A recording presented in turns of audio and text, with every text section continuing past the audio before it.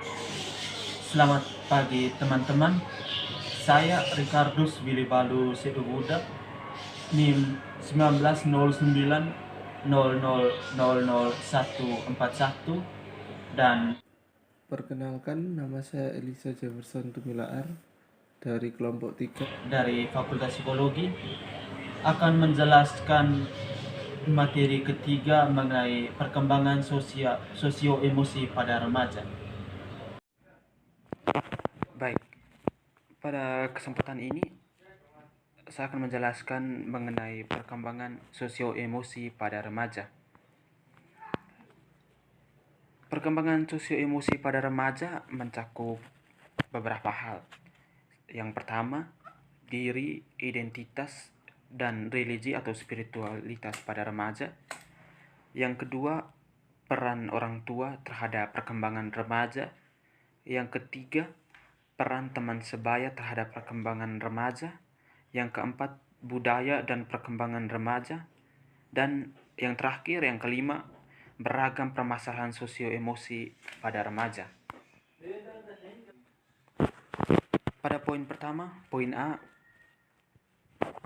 kita membahas mengenai diri, identitas, spiritualitas pada remaja. Diri dalam permasalahan ini menyangkut dengan penghargaan diri pada remaja. Sebagai seorang remaja yang sudah mengalami pertumbuhan, penghargaan merupakan suatu bentuk yang sangat dibutuhkan oleh remaja, karena pada masa remaja dengan mengenal berbagai pergaulan, remaja membutuhkan pengakuan atau penghargaan terhadap dirinya. Yang kedua, mengenai identitas. Erikson dalam teorinya mengatakan bahwa tahap yang dialami individu pada masa remaja terdapat dua, yakni tahap identitas dan tahap kebingungan identitas. Remaja harus memutuskan siapakah dirinya, bagaimanakah dirinya, tujuan apakah yang hendak atau akan ia raih. Pencarian identitas ini disertai juga oleh moratorium psikososial, kesenjangan antara keamanan pada masa kanak-kanak dan otonomi orang dewasa. Remaja yang berhasil mengatasi konflik identitas akan tumbuh dan dengan penghayatan mengenai diri yang menyegarkan dan dapat diterima. Poin berikut mengenai spiritualitas. Peningkatan cara berpikir yang abstrak menjadikan remaja mulai mempertimbangkan berbagai gagasan tentang konsep religius dan spiritualitas. Cara berpikir idealistik remaja yang meningkat menjadi dasar pemikiran apakah agama dapat memberikan jalan terbaik menuju dunia yang lebih ideal dari yang sebelumnya, atau sebaliknya. Peningkatan penalaran logis remaja memberikan kemampuan untuk mengembangkan hipotesis dan secara sistematis melihat berbagai jawaban terhadap pertanyaan spiritualitas. Peneliti telah menemukan bahwa berbagai aspek agama terkait dengan hasil yang positif bagi remaja. Agama pun berperan penting dalam kesehatan remaja, dalam pergaulan pada masa remaja. Agama membantu sebagai norma saat seorang remaja bertindak atau mengambil sebuah keputusan. Kebanyakan remaja yang religius menerapkan pesan kasih sayang dan kepedulian terhadap sesama. Oke, yang berikut poin B. Poin B mengenai peran orang tua terhadap perkembangan remaja. Orang tua merupakan faktor yang sangat penting terhadap perkembangan remaja, karena orang tua merupakan orang terdekat bagi remaja dalam berkomunikasi. Sebagai orang tua harus dapat memberikan informasi dan pengetahuan tentang bagaimana pergaulan pada masa remaja yang baik. Dan saat remaja mengalami kesulitan, orang tua pun dapat memberikan masukan, dukungan yang dapat membuat anak dapat melalui semuanya dengan baik, sehingga anak tidak terjerumus atau remaja tidak terjerumus dalam kenakalan-kenakalan yang tidak diinginkan. Dari orang tua pun agama dan norma-norma sosial dasar diperkenalkan kepada remaja untuk bagaimana ia dapat bertindak. Faktor yang berikut, kita ke poin C tentang peran teman sebaya terhadap perkembangan remaja.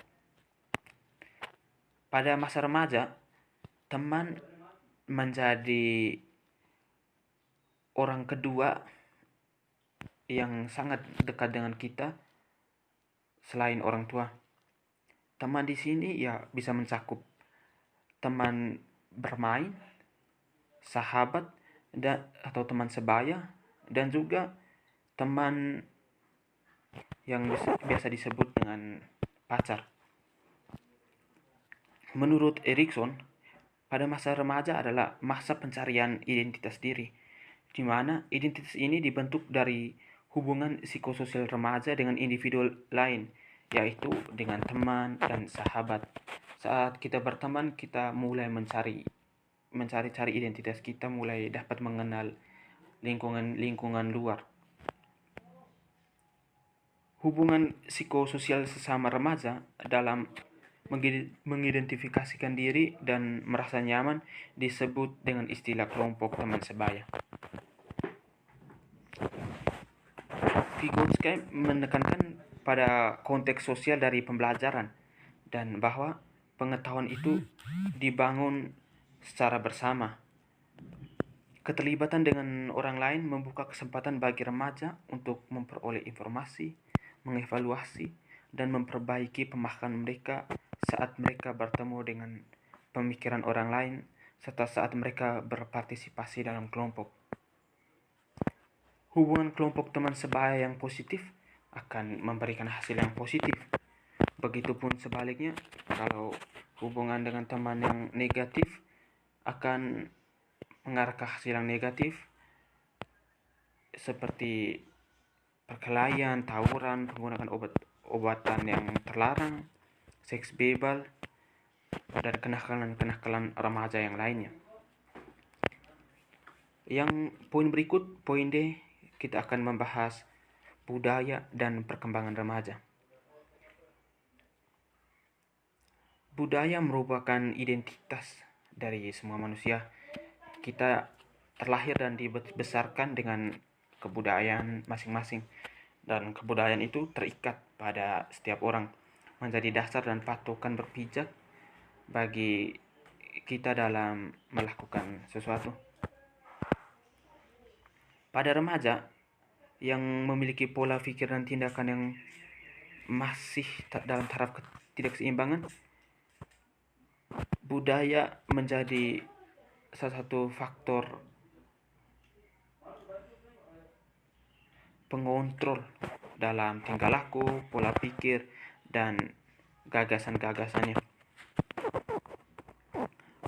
Budaya menyumbangkan norma-norma kehidupan. Ragam permasalahan sosio-emosi remaja. Permasalahan berkaitan dengan perkembangan fisik dan motorik. Yang pertama, pada masa remaja ditandai dengan adanya pertumbuhan fisik yang cepat. Kedua, keadaan fisik pada masa remaja dipandang sebagai suatu hal yang penting. Namun ketika keadaan fisik tidak sesuai dengan harapannya, atau ketidaksesuaian antara body image dengan self-picture, dapat menimbulkan rasa tidak puas dan kurang percaya diri pada remaja. Yang ketiga, kematangan organ reproduksi pada masa remaja membutuhkan upaya pemuasan, dan jika tidak terbimbing oleh norma-norma, dapat menjurus pada penyimpangan perilaku seksual. Permasalahan berkaitan dengan perkembangan kognitif dan bahasa. Poin pertama, pada masa remaja awal ditandai dengan perkembangan kemampuan intelektual yang pesat. Namun, ketika si remaja tidak mendapatkan kesempatan pengembangan kemampuan intelektualnya, terutama melalui pendidikan di sekolah, maka bisa jadi potensi intelektualnya tidak akan berkembang optimal. Begitu juga pada masa remaja, terutama remaja awal merupakan masa terbaik untuk mengenal dan mendalami bahasa asing. Namun dikarenakan keterbatasan kesempatan dan sarana dan prasarana menyebabkan si remaja kesulitan untuk menguasai bahasa asing. Terhambatnya perkembangan kognitif dan bahasa dapat berakibat pula pada aspek emosional, sosial, dan aspek-aspek perilaku dan kepribadian lainnya. Kemudian permasalahan berkaitan dengan perkembangan perilaku sosial, moralitas, dan keagamaan. Masa remaja disebut pula sebagai masa social hunger atau kehausan sosial yang ditandai dengan adanya keinginan untuk bergaul dan diterima di lingkungan kelompok sebayanya atau peer group. Penolakan dari peer group dapat menimbulkan frustasi dan menjadikan dia sebagai isolated dan merasa rendah diri. Namun sebaliknya, apabila remaja dapat diterima oleh rekan sebayanya dan bahkan menjadi idola, tentunya ia akan merasa bangga dan memiliki kehormatan dalam dirinya. Problema perilaku sosial remaja tidak hanya terjadi dengan kelompok sebayanya, namun juga dapat terjadi dengan orang tua dan orang dewasa lainnya, termasuk dengan guru di sekolah. Hal ini disebabkan pada masa remaja, khususnya remaja awal, akan ditandai adanya keinginan yang ambivalen. Di satu sisi adanya keinginan untuk melepaskan ketergantungan dan dapat menentukan pilihannya sendiri.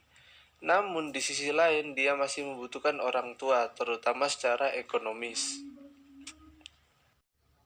Kemudian yang terakhir adalah permasalahan berkaitan dengan perkembangan kepribadian dan emosional. Masa remaja disebut juga masa untuk menemukan identitas diri atau self-identity. Usaha pencarian identitas pun banyak dilakukan dengan menunjukkan perilaku coba-coba, perilaku imitasi, ataupun identifikasi. Ketika remaja gagal menemukan identitas dirinya, dia akan mengalami krisis identitas atau identity confusion, sehingga mungkin saja akan terbentuk sistem kepribadian yang bukan menggambarkan keadaan diri yang sebenarnya.